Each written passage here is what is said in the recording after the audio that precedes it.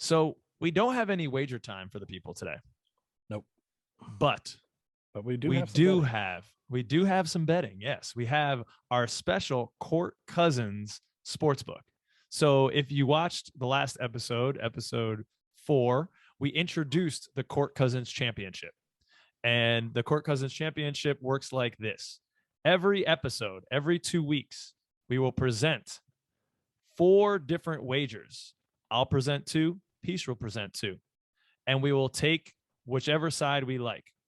Then, depending on how those wagers play out, we will get points towards that wonderful championship belt that Pich just displayed. So the first thing we need to do is catch up on how we went last week. And I'm sorry that this smile. Yeah, I know you want me to go fast, but I'm going to take my time. You want to know why, folks?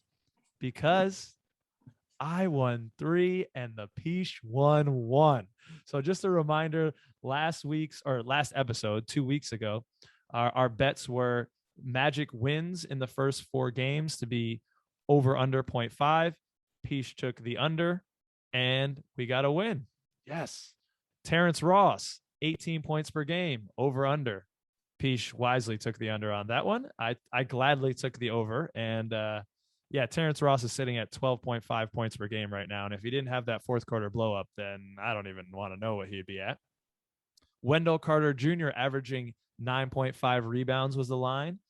Pich was the over. I was the under. I was pulling for him to get over, man. He ended up he ended up with 9.2. And he had 9 the other night too for you? Or you needed 9 and 9. He couldn't get that extra point. If he would have gotten that one, he might have gotten you there. You might have needed 11 to get you to 9.5. It's close.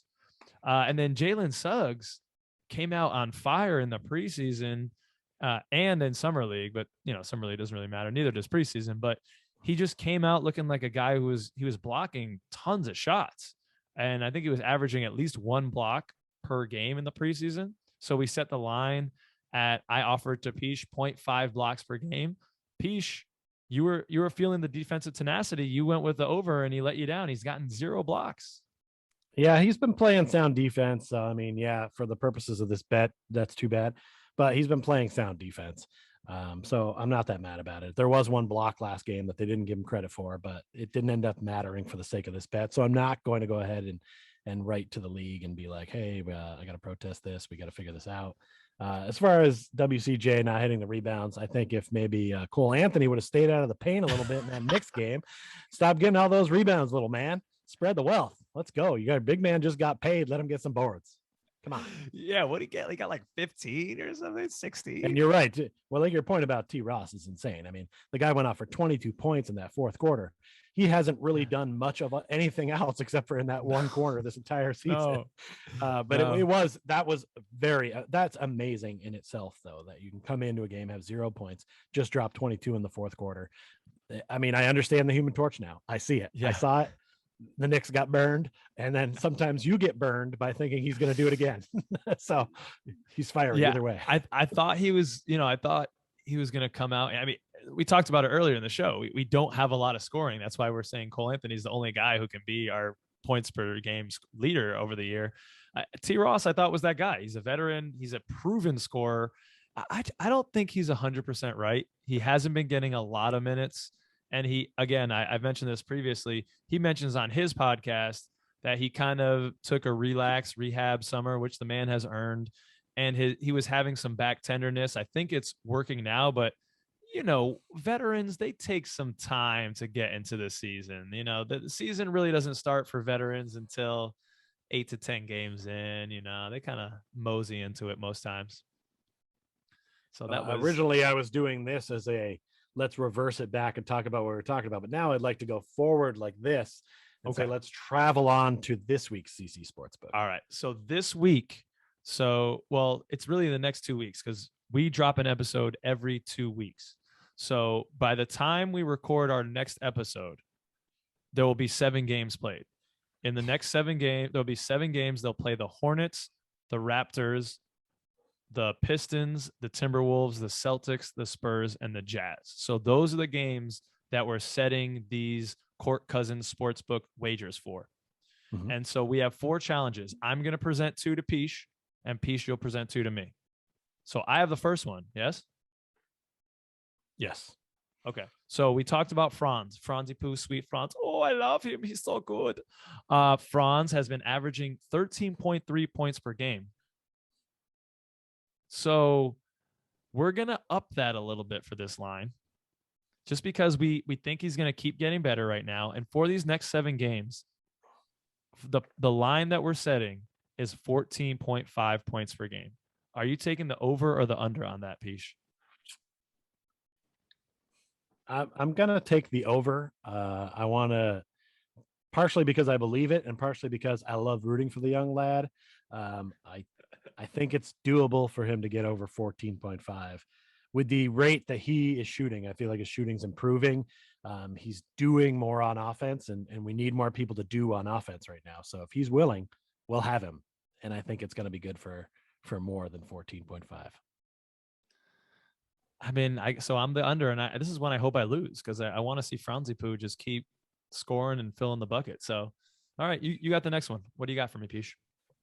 All right. Well, last time we did over under on wins, it seems like it's something we should kind of continue. And so with the 7 games coming up and some of the teams we have this time, we're not going to say one. We'll get it done for you. I'm going to set the line over under at 1.5 for wins in the next 7 games. All right. So if I take the over, they get 2 wins out of this. If I take the under, it's 1 or under that. Let me give this. So they'll be playing the Hornets, the Raptors, the Pistons, the T-Wolves, the Celtics, the Spurs, and the Jazz. And those, you got to figure, if we're going to have winnable games, there's got to be some in there. I mean, the Raps, can Jalen Suggs really allow Scotty Barnes to get a victory over him? No, we can't do that. We can't allow that. We got to stand up for Jalen Suggs. That should be a winnable game. Although the Raptors have many more veteran players than we do. The Pistons, without Cade, is he going to come back? Who knows? The T-Wolves under Chris Finch, they're playing better, but I did bet on them, and they let me down against the New Orleans Pelicans. Bastards. The Celtics. I mean, they were playing hot. I think the T-Wolves were going to be good. I thought they were going to surprise people. People really like this coach. I don't know much about him, but apparently this guy Finch is a really good coach. I, for one, am surprised that you bet on that. So that is working. I know. Well, that's what I get. That's what I get. Right. Celtics, so, I don't think we have a chance in hell on that one. Jaylen Brown and Jason Tatum have been cooking. The Spurs, we got blown out game 1, but we shouldn't. So, I mean, the Hornets, Spurs, Raptors, Pistons, they should all be winnable, but I don't think we're going to win any of them, to be honest with you. So I'm going under. Ooh. Oh my. You like. I see. I'm the positivity for the Orlando Magic this week, and I'll take that because I feel like we're good for these 2 here, maybe even 3, but I love this. All right, I'm down. Okay, that normally doesn't happen. That's been happening. Hey, maybe we're changing, Pish, because normally I'm the optimist. Yeah, you're the. Let's stay. It started at the Rolo check-in where you were angry. You're right. I mean, it's a reverse show. This is some Freaky Friday shit right now. I don't hate it because your life's kind of better than mine. So. Next one is my turn, right? It's my turn. You threw me off. Now I'm like, okay, all right. You threw me off on that one. we jammed him up. You jammed him up. What was the over under for me in blocks today? 3. All right, so we're there. I got a guy over here. Yeah, he's keeping score. Just got a guy sitting in the corner tallying things. All right, here we go. We're back on track. I got this for you. So it has been much to the chagrin of Magic fans that we have not yet seen our last year's star rookie, redshirt rookie, Chuma Okeke, play in any games. Mm-hmm. The last update that we got was from Josh Robbins' Twitter. When asked for an update, and this was 1 day ago, so Tuesday, when asked for an update on when Chuma Okeke is projected to return from a bone bruise in his hip, Jamal Mosley declined to offer specifics, saying, quote, "There is no real timetable for him. We're going to see how he responds to contact and to his rehab." So over under Chuma Okeke to play in 3.5 games out of the next 7. Under.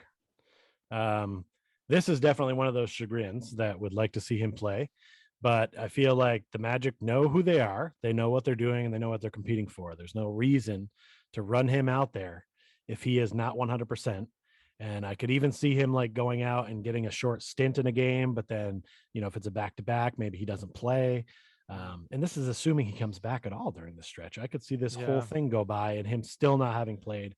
It's tough to tell, but I'm definitely There's going the under realist. here. Yeah, sorry. Oh, here he is. There he is. There's that guy I know. Yeah, sorry, I got to go under here. All I'm hearing is I'm hearing no timetable. I'm being given next week, later this week. I feel like the terminology would be different if he was going to come back within these next 7 games. So I'm kind of going under the belief that not that he comes back and gets hurt. I don't want that either. I don't know if he's going to be back, or if he does, maybe he just comes back to try it out. Maybe even like, I don't know. Can they do like preseason? Can he go play in Lakeland just as like a warm up, like they do in baseball, where they like kind of rehab their way back up? Like, I don't know if that's a thing, but like I could see that happening. But yeah, I'm definitely taking the under on this one, but I hope I'm wrong. I would love to see him out there. Yeah.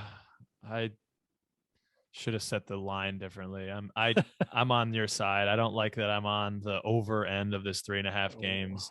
Well, I'm way behind, so I need this. Yeah, I don't know if other fans can relate to this, but I know that Jeff Weltman and all the way down, they've set this precedent where they don't set any timetables about injury or return, and they don't give us any information about folks return, players return. And I get it.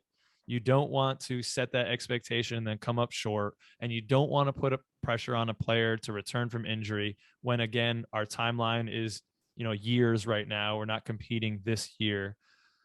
But dang, can you throw us a bone? Can you throw the fans a bone at all? This started as a hip bruise, and now it has been called like a hip bone bruise. So if you would have started with a bone bruise, we could have understood a little bit more that this is, a very serious bruise, or is it something with his labrum in his hip? Like, to say when they came out with he has a hip bruise, I thought, that, oh, okay, well, he'll probably be back for the second or third game. He'll be back soon. But it seems way more serious than that, unless I don't want to utter the words, Peach, unless they're tanking. Well, you said it first, so this is all coming back to you if something happens. I didn't even hear you knock on any wood when you said it. That's a problem.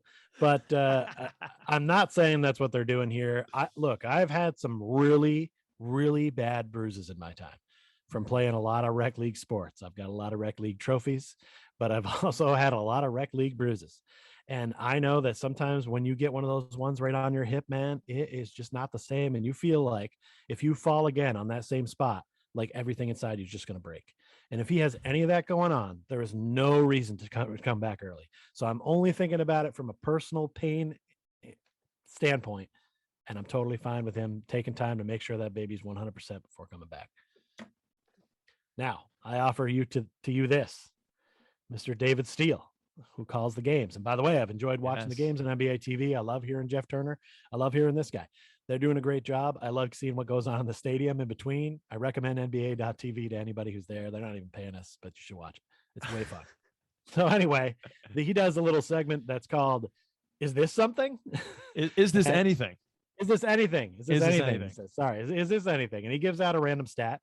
And then somebody in the back decides they're going to either ring the bell that, yes, this is something. Or I guess he would buzz if it wasn't, but he is a perfect 4 for 4 to start the season. And I have to question to you, sir.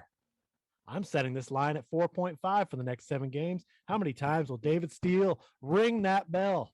The hustle plays. How many times will he do it? Wow. You're setting it at 4.5. So you think he's hot right now. He's hot, and you think he's going to stay hot. He's been doing his research.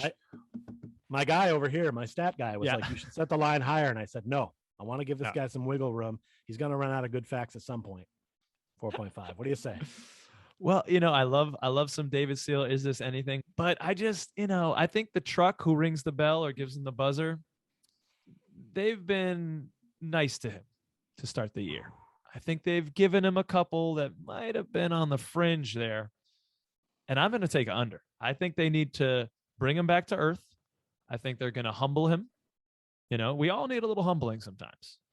And David Steele's on fire right now. I think he needs to be humanized again. So I'm going to take under. I think, hey, 4 out of 7, still really good.